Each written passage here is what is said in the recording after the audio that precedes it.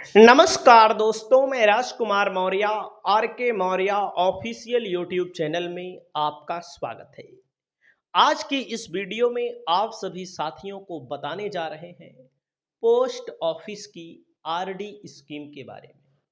पूरी वीडियो आप देखिए। पूरी वीडियो के माध्यम से आरडी के नियम के बारे में और कितना पैसा जमा करने पर कितना रिटर्न मिलेगा ये भी हम आपको बताएंगे।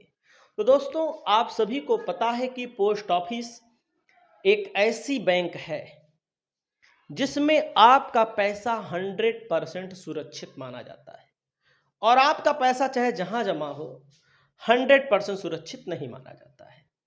तो यहां पर आप देख सकते हैं रिकरिंग डिपॉजिट स्कीम 2025 के अंतर्गत पोस्ट ऑफिस आरडी अकाउंट क्या है, इसके बारे में आप जानेंगे।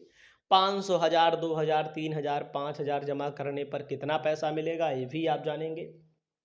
100% आपका पैसा सुरक्षित रहता है। पूरा का पूरा कैलकुलेशन ब्याज के साथ हम आपको इस वीडियो के माध्यम से बताने जा रहे हैं।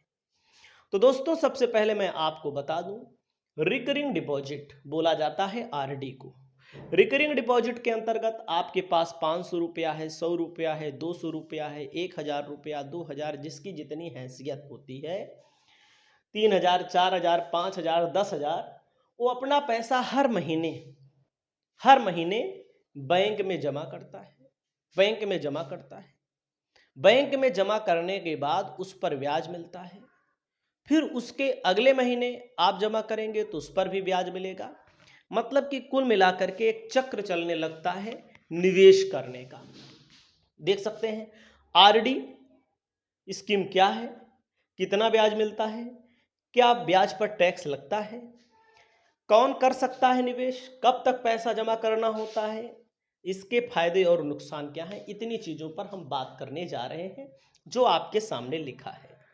तो सबसे पहले मैं आपको बताना चाहूँगा दोस्तों, सेविंग बैंक पासबुक अकाउंट होगा तब भी, नहीं होगा तब भी। वैसे पहले जो नियम होता है कि आपका एक सेविंग अकाउंट खोला जाता है बैंक में। कोई भी बैंक हो, हम यहाँ पोस्ट ऑफिस की बात कर रहे हैं तो पोस्ट ऑफिस वाली बैंक को मानिएगा। हम यहाँ पर मान लेते हैं आरडी आप कराना चाहते हैं 5 साल के लिए। 5 साल के लिए तो आपको क्या करना होगा, इसको समझना है। तो सबसे पहले मैं आपको बता दूं, 5 साल के लिए अगर आप आरडी कराना चाहते हैं 5 साल के लिए, तो कोई किसी को व्यवसाय करना हो, कोई किसी को धंधा पानी करना हो, तो 5 साल पैसा 5 साल बाद इकट्ठा मिल जाता है, उसको आप निवेश कर सकते हैं। या फिर आप छोटे दुकानदार हैं, छोटे व्यापारी हैं, छोटी सर्विस करते हैं, तो पूंजी इकट्ठा करना चाहते हैं, तो उसके लिए भी आरडी के माध्यम से ही आप सहारा ले सकते हैं। इसके लिए मैं आपको बताना चाहूंगा दोस्तों, आरडी पर जो ब्याज मिलता है 6.7% प्रतिवर्ष मिलता है। प्रतिवर्ष 6.7% मिलता है इसमें जो ब्याज।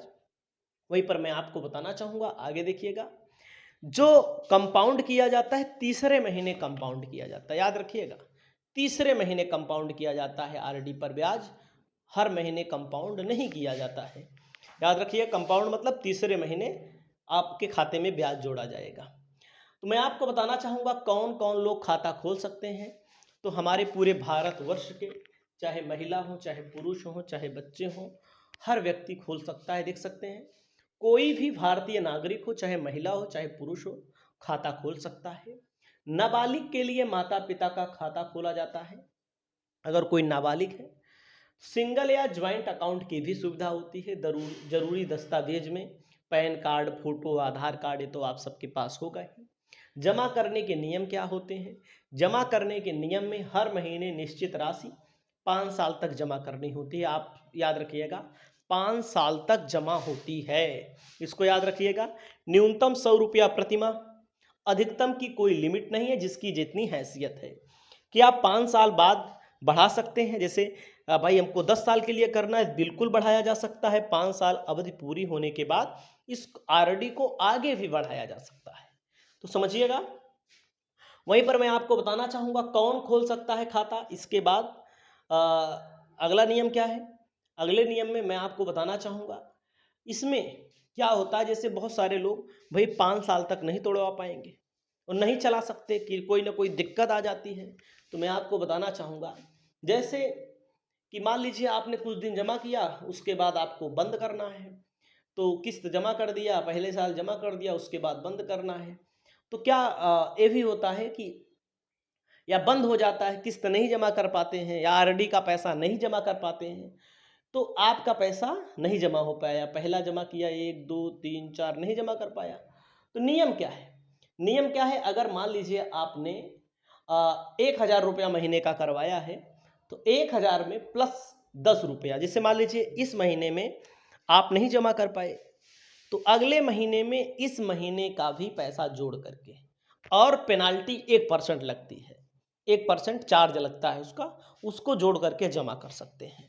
समझ रहे हैं? जैसे इस महीने आप जिस महीने वीडियो हमारा देख रहे हैं, कभी भी वीडियो देख रहे हो, आप इस महीने वाला पैसा नहीं जमा कर पाए, तो अगले महीने की किस्त 1,000 रुपया, इस महीने का 1,000 रुपया, और 1,000 पे 1%, 10 रुपया, तो आपको यहाँ पर जमा करना पड़ेगा। देख सकते हैं 2,010 रुपये जमा करना पड़ेगा। 1 साल से पहले आरडी बंद नहीं हो सकती है। 1 से 5 साल के अंदर बंद करने पर, मान लीजिए आपने 5 साल के लिए करवाया है और बंद कर दिया आपने पहले ही, तो पहले बंद करना चाहते हैं, 1 साल के पहले बंद नहीं हो सकती।